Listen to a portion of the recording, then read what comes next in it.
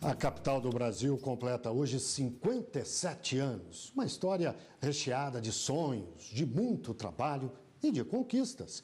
Tudo isso vamos conferir na voz de dois pioneiros que chegaram aqui em Brasília ainda antes da inauguração.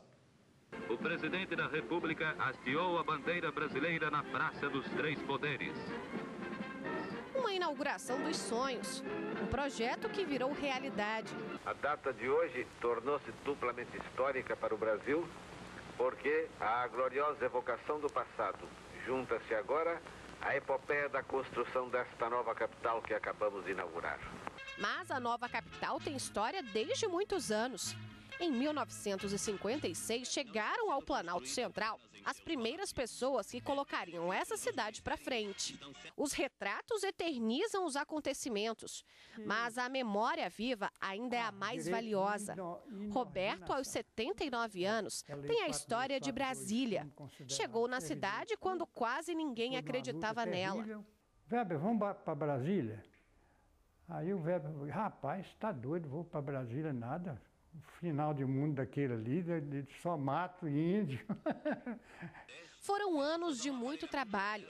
A ideia da capital atraiu muita gente que sonhava com uma nova realidade. Vieram de várias partes do país colocar a mão na massa. Homens, mulheres. Maria Clara, hoje com 95 anos, se lembra que naquela época qualquer coisa era motivo de felicidade. Tudo no escuro, não tinha luz. Aí uma amiga minha chegou assim, tão entusiasmada. Maria Clara, você não sabe o que eu vi hoje. Naqueles apartamentos pequenininhos, eu vi um apartamento com a luz acesa e um homem de pijama, que maravilha. E nos abraçamos emocionadíssimos. Era galpão com as tábuas assim, em escama. Então a poeira que vinha entrava tudo. Você tinha que comer depressa, senão você ou comia poeira ou comia mosca. Da consolidação da esplanada até a construção de um lago em meio ao nada. Quando nós passamos de jipe, que não tinha, era só jipe, um buraco enorme, aí ele disse assim, aqui nós estamos andando no fundo do lago. O que era só cerrado no meio do Planalto Central ganhou forma. A capital do Brasil, com 57 anos, tem título de Patrimônio Histórico Mundial. Brasília, seus ministérios, praças, curvas e desenhos, é mesmo considerada uma obra de arte. Orgulho para os candangos que apostaram no sonho de Juscelino Kubitschek. Nós cumprimos aquilo rigorosamente que estava nos planos do Juscelino. Me dá muita alegria e me dá assim, um sentimento de dever cumprido. E hoje aqui eu já tenho minha família, tenho 6 bisnetos, tudo já candango, né? Então, para mim, foi uma coisa assim, parece que foi uma coisa que quando eu nasci, me mandaram para essa missão, né? Boas histórias, hein? E o repórter Gabriel Ciafrei está na sede do Supremo Tribunal Federal em Brasília, um dos prédios que representam a história da capital federal. A gente pode dizer que você está no centro da história de Brasília, não é isso, Gabriel? Isso mesmo, Guilherme. Boa tarde para você, a todos que assistem o Jornal da Justiça. Nós estamos mais precisamente no coração dos 3 poderes, Guilherme. Já que nós estamos aqui, como você disse, na sede do Poder Judiciário, o Supremo Tribunal Federal, muito perto do Congresso Nacional e também do Palácio do Planalto. Eles que ficam ali na Praça dos 3 Poderes, um ponto muito visitado aqui da capital federal. Sobre essa história de Brasília, apesar de ter 57 anos e ser uma cidade assim, considerada nova, ela já tem muita história e também muita curiosidade. E é por isso que a gente recebe aqui no Jornal da Justiça o historiador Frederico Tomé, ele que vai falar um pouquinho mais sobre essa história da capital federal. Frederico, boa tarde para você, muito obrigado por aceitar participar do jornal. De curiosidades, você estava me contando aqui um pouquinho antes da gente começar essa entrevista ao vivo, que Brasília não é um avião, né? Que história é essa? Boa tarde a todos. Na verdade, muito se fala desse formato, né, do plano piloto. Alguns chamam, né, acham que é um pássaro, outros acham que é uma borboleta, outros acham que é um avião. Mas o Lúcio Costa ele foi categórico ao afirmar que, na verdade, se trata de uma cruz, de uma sinalização de uma localidade. E sendo uma cruz, a gente poderia associar que Brasília está vinculada a um processo de expansão da cristandade, né, um processo de tomada de espaços, principalmente no Novo Mundo, configurando assim um projeto de longo prazo, né? Brasília não teria surgido ao acaso assim. Certo. Agora, eu falei um pouquinho sobre a questão da parte administrativa aqui do país, que se concentra aqui na Praça dos Três Poderes, né, que já tem o Poder Legislativo, o Executivo também, o Judiciário. Mas um outro ponto muito conhecido aqui de Brasília também e muito falado é o Lago Paranoá. É verdade que o lago correu o risco de não existir? Sem dúvida, havia todo um discurso da oposição de que o lago não seria viável, né? Que havia uma dificuldade do solo e essa dificuldade drenaria a água e, obviamente, o lago não existiria, né? Assim que o JK conseguiu, né, e teve a notícia que o lago estava preenchido, ele passou um telegrama lacônico, mais direto. Encheu e os seus opositores não tiveram mais condições de, enfim, utilizar o lago como uma arma contra a construção de Brasília. Uma outra história também muito curiosa é a questão da mina de ouro, né? Essa mina existe? É grande?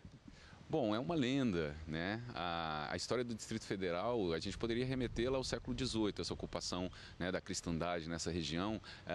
E Urbano do Couto Menezes circulou por aqui, fez as primeiras verificações, né, as primeiras medições, e dando notícia à coroa portuguesa, ele falou da existência de uma grande mina de ouro, né, de extração fácil desse mineral, e muitas pessoas já buscaram essa mina. Ela ainda não foi descoberta, mas pode ser que um dia venha a ser. Então isso ficou, né, no imaginário, nas mentalidades, né, das populações primeiras, né, de Brasília, e quem sabe alguém não venha descobrir. Tá certo. Frederico Tomé aqui participando do jornal com a gente. Agora, ele falou da parte histórica, né, Guilherme? Só que para tirar Brasília do papel não foi muito fácil, não. Agora a gente conversa com a doutora Liliane Tomás, ela que é advogada, vai explicar um pouquinho para a gente sobre como foi toda essa história para que Brasília deixasse de ficar ali num projeto para se tornar uma cidade, a capital do país. Boa tarde, doutora. Boa tarde. É verdade que é uma previsão constitucional e antiga de que Brasília iria existir? Exatamente. Nós temos a primeira Constituição de 1824, que já havia essa previsão da capital vir para o Planalto Central. Só que dessa primeira Constituição, para efetivamente vir, só aconteceu em 1956 com o presidente Juscelino Kubitschek, quando ele então resolveu criar a nova CAP, que é a companhia responsável pela implementação dessa nova capital. Com essa implementação, foi possível fazer a desapropriação, né, dessa área, que também é a área de 14.400 quilômetros quadrados. Ela foi prevista na Constituição, na segunda Constituição do país, 1891, já previa essa área, não demarcada efetivamente qual seria o local dessa área dentro do Planalto Central, que veio durante esses anos todos ser estudado até chegar a esse ponto, depois de estudos do estado do Goiás, mostrando a estratégia, né, em relação a esse local e a importância econômica, mas efetivamente veio a ocorrer com a nova CAP, quando então foi feita a desapropriação. E aí em 1958 a gente já tinha mais ou menos umas 170 fazendas efetivamente desapropriadas, mas o histórico mostra que muitas das desapropriações ficaram de forma parcial ou incompleta, o que gerou grande problema em relação a isso. E isso ocorreu por quê? Porque a área aqui havia muitas posses sem o título, ou quando havia título, ele era descrito no registro imobiliário de forma precária, de forma que era muito difícil você saber aonde começava e aonde terminava. E isso gerou alguns entraves, como por exemplo, você tem um estudo feito em 1996 pela companhia, pela TerraCap, foi depois quem ficou responsável pela administração desse patrimônio, que fala que 51,4% de áreas do Distrito Federal são efetivamente desapropriadas. Mas a gente tem 33,3% que foram desapropriadas, pelo que é do particular, mas a gente tem ainda um déficit de 8,5% que foi desapropriado em comum. Significa dizer que a gente tem uma boa porcentagem que está na mão do particular e do poder público, e você não sabe aonde começa e aonde termina. Sem falar que a gente tem ainda 6,5% de ações judiciais que estão discutindo ainda a indenização de parte que não foi feita da desapropriação. Daí para a gente ter uma ideia da complexidade, né? Obrigado, viu, doutora, pela participação. Obrigado por vir aqui participar do Jornal com a gente. Agradeço à doutora Liliane, também ao historiador o Frederico. Deixo meus parabéns pelos 57 anos de Brasília e volto com você ao estúdio, Guilherme.